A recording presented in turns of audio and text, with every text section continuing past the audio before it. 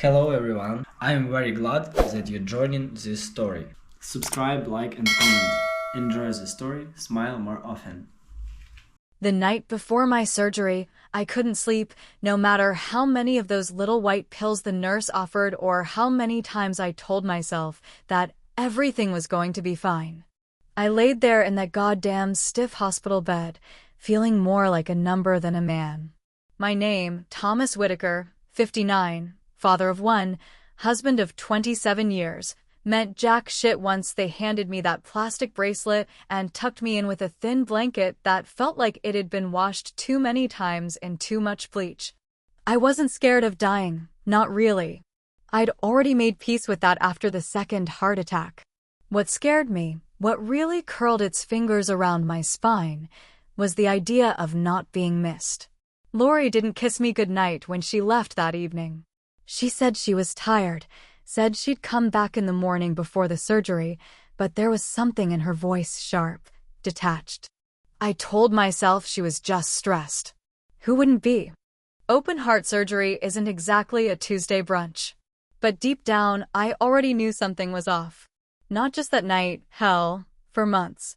Emily came in early the next morning, just as the sun was beginning to stain the blinds with that soft gold light.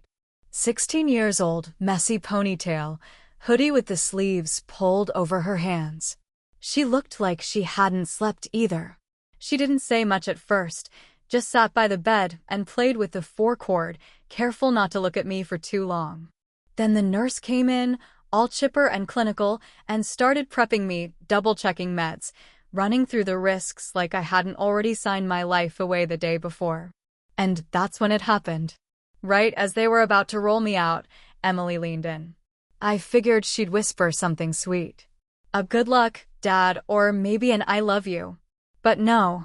Instead, I felt her breath on my cheek and heard the words that would split my entire world down the middle like a goddamn lightning bolt. Don't die, she whispered, her voice steady. Or Mom finally gets everything. I blinked. My mouth opened, but nothing came out. And then the drugs hit, like a train I didn't see coming. The last thing I saw before blacking out was her pulling back, her eyes wide and guilty, but also, somehow, relieved. When I woke up, it was like dragging my soul through mud. The surgery had gone well, they said. Textbook, they said. Heart was beating strong again. But none of that mattered. All I could think about was that whisper. That fucking whisper. Or Mom finally gets everything. What the hell did that mean? What did Emily know? Lori came in around noon, all sunshine and concern, clutching a bouquet of gas station flowers and smiling like she hadn't just been accused, by our own daughter, of waiting for me to die. She kissed my forehead and called me her fighter, but her eyes scanned the room like she was looking for an exit, not a husband. I played along, smiled, thanked her for being there. But I watched her closely. Her voice was warm, but her hands were cold. Her phone kept buzzing in her purse, and she ignored it like it was some private thing I didn't need to worry about. Except now I was worrying. About everything. Lying there with stitches running down my chest, I had all the time in the world to rewind the past few months. The dinner she skipped because of work, the business trips that came out of nowhere, the new perfume she didn't even bother to explain. I remembered how she'd started sleeping on the far edge of the bed, as if my very presence repelled her. And how I'd chalked it all up to middle age, hormones, stress, anything but betrayal. But now? Now there was a whisper inside me, one that sounded a lot like my daughter's voice, and it kept echoing louder and louder. That night, once Lori left and the nurses did their rounds, I asked Emily to come back in. She sat beside me again, nervously fiddling with the edge of her hoodie. I didn't sugarcoat it. Why did you say that, Emily? About Mom? She didn't hesitate. Because it's true, she said, her voice flat. She's been waiting. Waiting for what? I asked. For you to be gone, she said, her eyes welling up. So she can finally cash in and leave. And just like that, the floor dropped out from under me. After that first night home from the hospital, I sat in the recliner in my office, heart still sore, chest still tight, trying to figure out if my daughter's words were the product of a teenager's imagination or the key to something far darker. It's amazing what your mind starts doing when you're not moving much, when you've got time and pain meds and a gnawing sense that everything in your life might have been built on sand. Lori was warm, attentive, doting even, but that only made it worse. The sweetness was too damn sweet, like someone trying to sugarcoat poison so you won't taste it going down. So I started where any man who spent his life believing in paperwork and numbers would start. I logged into our joint bank account. Well, what used to be our joint bank account.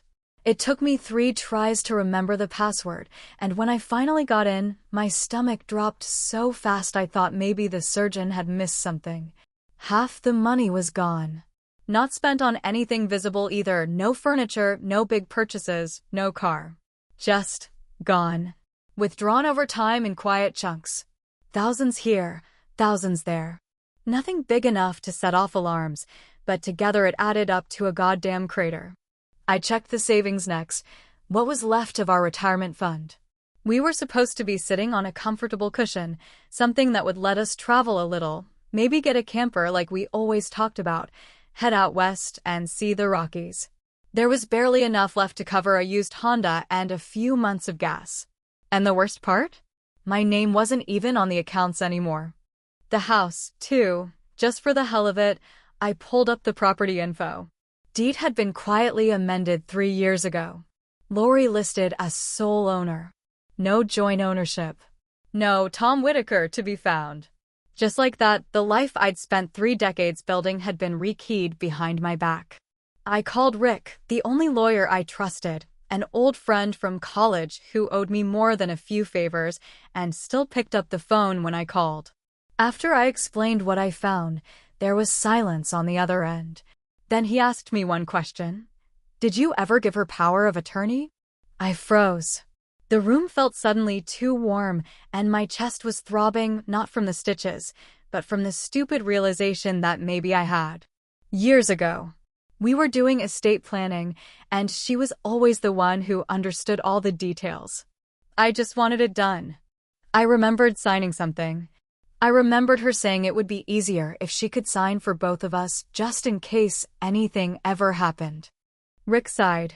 If that power's still active, and she's been using it, well, Tom, technically she hasn't broken any laws. I hung up after that, stomach churning like wet cement.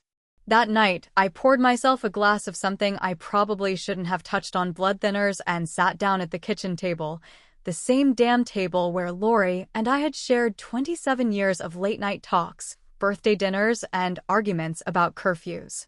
I remembered the night I gave her control of the finances. She'd smiled at me like I was a fool, and I, being a fool, thought it was love. Turns out, the moment I handed her the keys, she started changing the locks. That's when I noticed a file folder sticking out from under a stack of mail in the drawer she usually kept closed. I opened it, bills, insurance paperwork, and something at the bottom that looked familiar and horrifying all at once, a last will and testament. Dated 2 months ago. I flipped through the pages, already knowing what I'd find, but praying I was wrong. The signature at the bottom said Thomas Whitaker. But I never signed it. Now, just to put this on record, I met Lori when I was 28. We were married for 27 years. So yeah, we've been together for almost 32. Which, if you're quick with math, you might notice doesn't quite add up, but hell, neither did anything else in my life anymore. I sat there, staring at that fake will, heart thudding in my ears like it was trying to warn me of something bigger. I didn't know how deep the hole went yet, but I knew one thing for sure. Someone had been digging it behind my back for a long, long time, and they thought I was already dead. There's a very specific kind of rage that doesn't scream, doesn't shout, doesn't break plates or punch walls. It just settles deep in your bones and whispers to you every time you close your eyes, reminding you not to forget. That's the kind of rage I carried with me after finding the fake will. I didn't confront Lori. Not yet. That would have been too easy, too early. No, I smiled. I thanked her for making dinner, let her help me walk to the bathroom, told her how grateful I was that she'd been handling everything while I recovered. She smiled back like butter wouldn't melt in her damn mouth. It's a strange thing, pretending to love someone who may very well be plotting your death, but stranger still to realize how good you've gotten at lying when your life depends on it. I played the game. I acted tired when she was around, pretended the meds were keeping me groggy, asked stupid questions like I couldn't remember passwords or bank balances. Meanwhile, when she left the house or went on her midday walks, I started setting things up. First move, I bought a cheap little voice recorder off an old electronic site and started planting it in the living room whenever she took calls. Second move, I called Rick again, my lawyer friend, and asked if he knew a discreet private investigator. The kind who doesn't wear a trench coat or talk too much. He gave me a name. Said the guy used to be a cop but quit after a conflict of ethics, which, oddly enough, made me trust him more. The investigator's name was Carter. Within 2 days, he had a burner phone in my hands and strict instructions not to use my own computer or phone for anything related to Lori. He told me to play dumb, which, thankfully, I was already doing with award-winning believability. Carter dug fast. The first thing he found was that Lori had been exchanging regular texts and calls with a man named Daniel listed as Daniel, old friend, in her contacts. That didn't raise red flags for anyone scanning her records casually. But Carter wasn't casual. He dug deeper. Daniel wasn't just a friend. Daniel worked in insurance. Specifically, he worked with estate planning and high-value life insurance policies. His firm specialized in what they politely referred to as death benefit optimization, which, translated into real-world English, means squeezing every last cent out of someone kicking the bucket. And wouldn't you know it, Daniel had been the broker listed on a recent life insurance policy update for me. Turns out, Lori had increased the payout 3 weeks before my surgery. Quietly. Efficiently. Like someone dusting the counter before dinner guests arrive. The thing that broke me, though, the thing that turned suspicion into stone-cold certainty, was what Emily showed me one evening when Lori had gone out to get groceries. She came into my office, quietly closed the door behind her, and said, "Dad, you need to see this."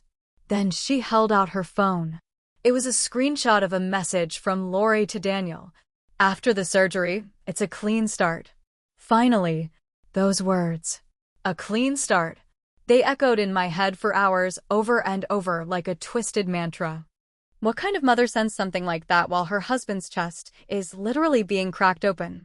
What kind of woman plots her husband's exit while making sure the pillow on the guest bed is fluffed for appearances?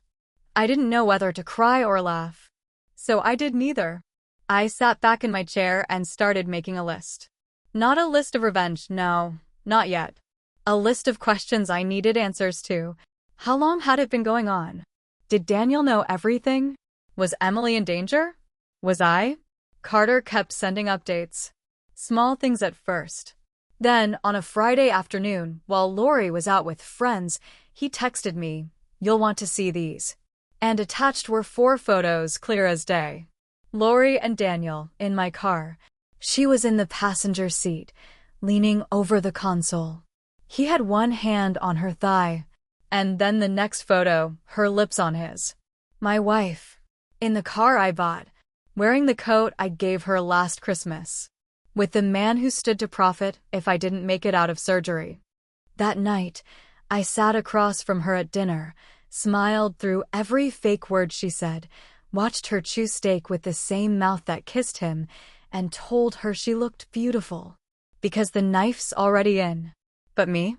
I just started to twist mine.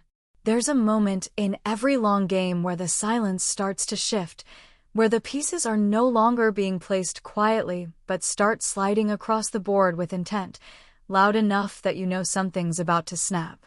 For me, that moment came the morning after I got the photos from Carter, sitting alone in my office before sunrise, coffee going cold and my heart hammering harder than it had during the goddamn surgery. I didn't rage. I didn't cry. I just started taking my life back with the precision of a man who'd spent 30 years balancing books, reading contracts, and trusting the wrong goddamn person to handle the checkbook.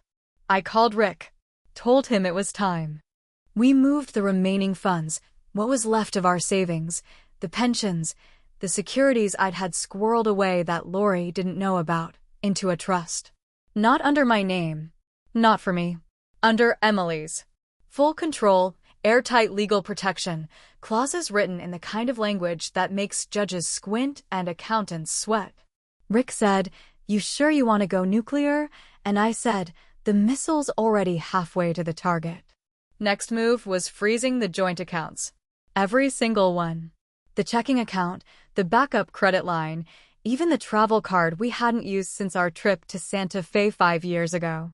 Lori wouldn't get a dime until I said she could. Rick had a courier deliver a cease and desist letter straight to the house while I sat in the living room, legs crossed, pretending to watch an old western with the volume too low to hear.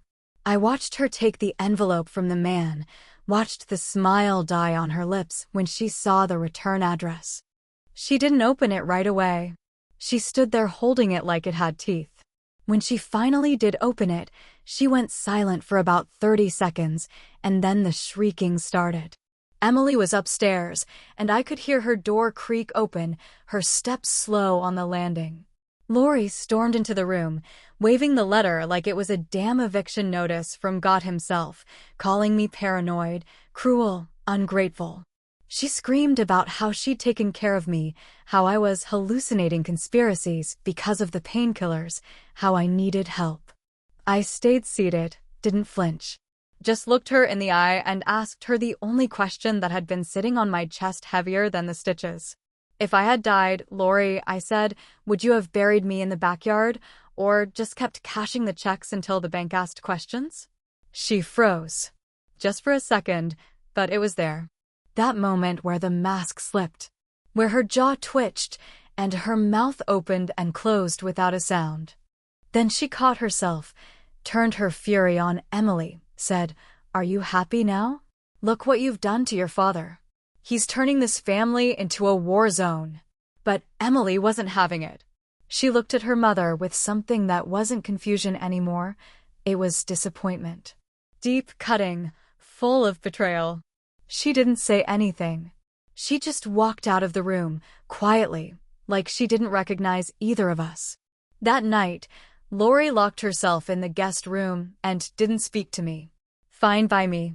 I stayed up late, wired from the adrenaline, the kind of high that comes not from winning, but from finally standing up when someone's been stepping on your throat for too long.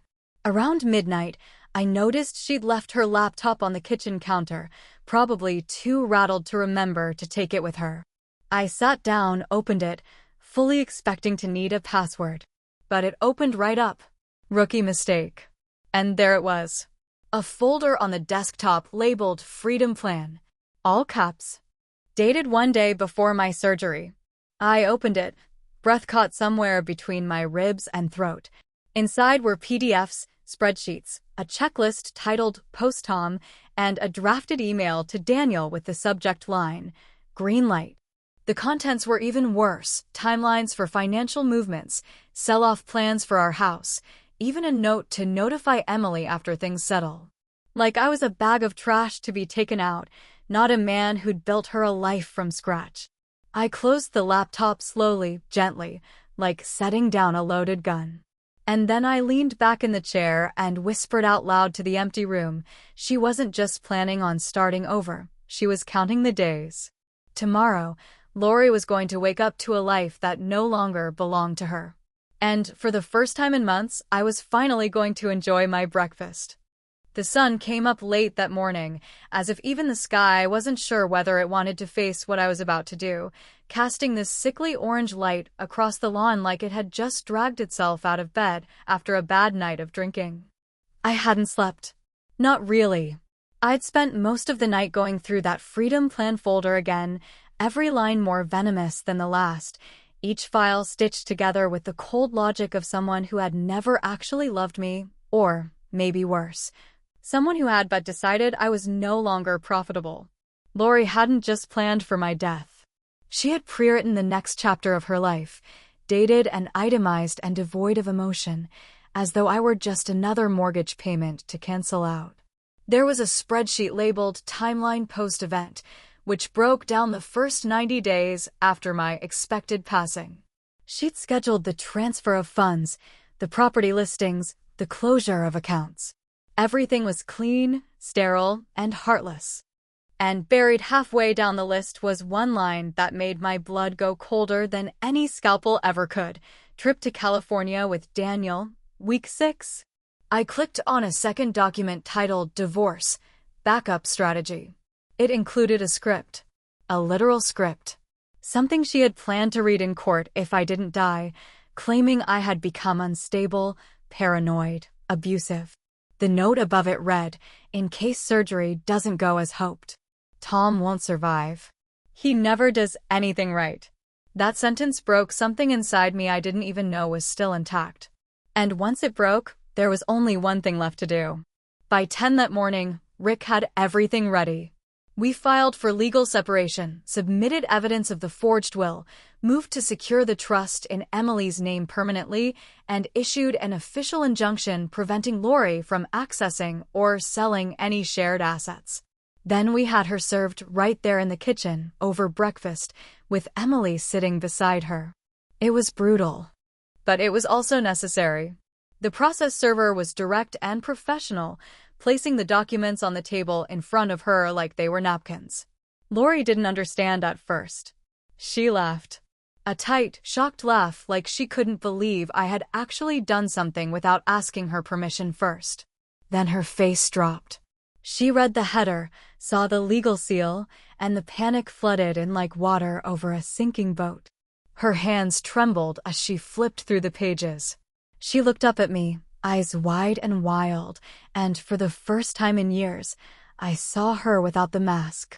No charm, no control. Just raw, cornered rage. "You can't do this," she hissed. "You don't even know what you're doing. This is insane." I didn't flinch. "I know exactly what I'm doing," I said, keeping my voice low. "I'm surviving." Emily didn't say much. She just sat there, quiet as a ghost, her hands balled up in her lap. When Lori stormed out of the room, slamming the door so hard it shook the hallway mirror, Emily looked at me and said, "I didn't think she'd actually do it. I thought she was just angry, not evil." I wish I could have told her otherwise, but there was no more pretending left to do.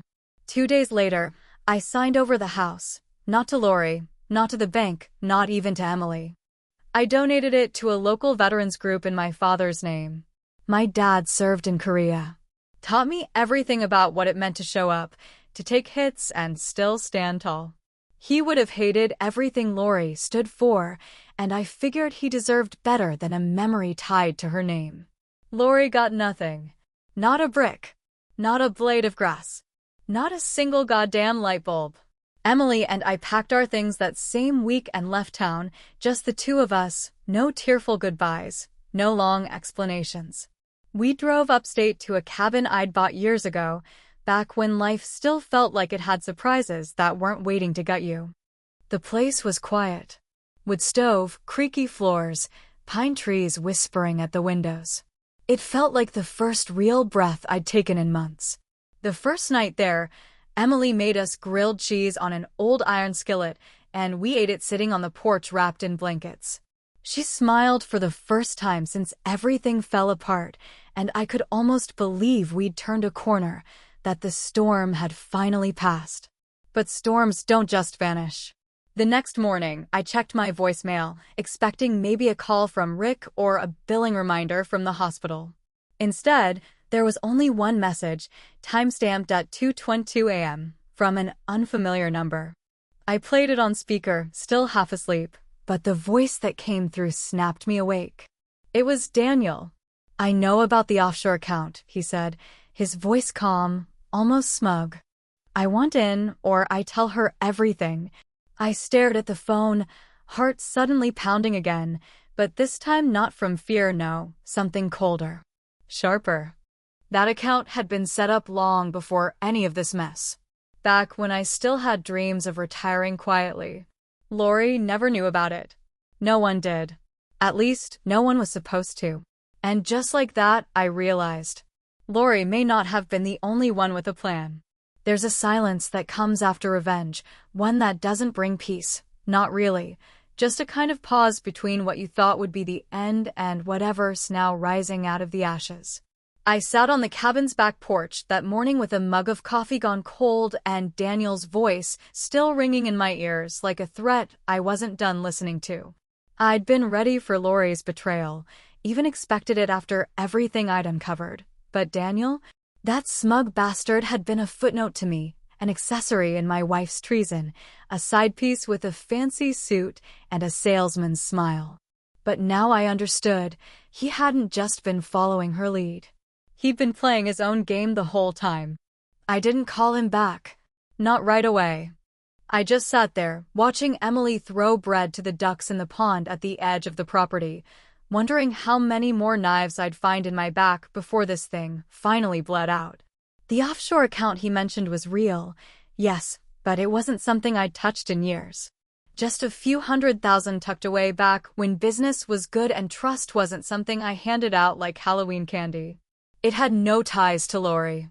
No paper trail. Just my name and a number no one should have had unless they'd been watching me much longer than I thought. When I finally did call Daniel, I kept my voice even, my tone calm. "What do you think you know?" I asked, and he didn't hesitate. "I know about the wire transfers. The ones you moved offshore back in 2011. I know they're still there. I also know you never reported that money in your last estate filing." He paused for effect, like a man used to holding a weak hand and bluffing like a pro. "That's tax fraud, Tom. I'm guessing the IRS would be very interested." I didn't say anything at first, just let the weight of his words hang between us. The bastard wasn't bluffing. Not all the way. He had enough to make noise, even if he didn't know the full picture. And that's what scared me more than anything, not that he was threatening me, but that he knew to threaten me. That meant he'd been digging, watching, listening, maybe even before the surgery.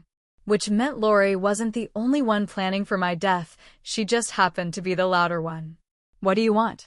I asked, already knowing the answer. 10%, he said. "Of whatever's sitting in that account. You wire it to me, no questions asked, and I disappear. You never hear from me again.